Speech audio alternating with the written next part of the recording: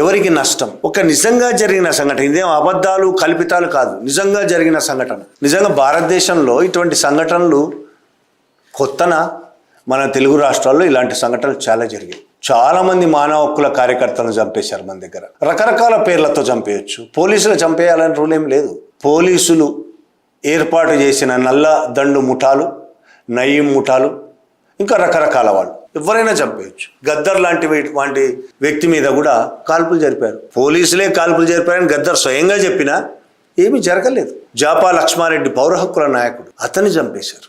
ఆజం అలీ పౌర హక్కుల నాయకుడు, పురుషోత్తం పౌర హక్కుల నాయకుడు, ప్రభాకర్ రెడ్డి, డాక్టర్ రామనాథంని అయితే పోలీసులే అందరూ చూస్తుండగా పోలీసులే వెళ్ళి ఆయన క్లినిక్లోకి వెళ్ళి కాల్చి చంపేశారు. వరంగల్లో ఆయన చిన్నపిల్లల స్పెషలిస్ట్ డాక్టర్, చాలా పేరున్న డాక్టర్. పోలీసుల పిల్లలు కూడా ఆయన దగ్గరికి వెళ్తారు. ఆ రోజుల్లో 80sలో చాలా ఫేమస్ డాక్టర్, చిన్నపిల్లల డాక్టర్. అంత గొప్ప పేరున్న డాక్టర్, పౌర హక్కుల నాయకుడు. అతని పౌర హక్కుల కోసం మాట్లాడే వాళ్ళను, పౌరులకు న్యాయంగా దక్కాల్సిన హక్కులు దక్కాలని, పోలీసులు వాళ్ళ హక్కులను కాలరాస్తున్నారని మాట్లాడే వాళ్ళ పట్ల ఈ దేశ పాలకులు ఎలా ఉంటారు అనడానికి ఒక్క జస్వంత్ సింగ్ కేసే కాదు, దేశంలో అనేక కేసులు ఉన్నాయి.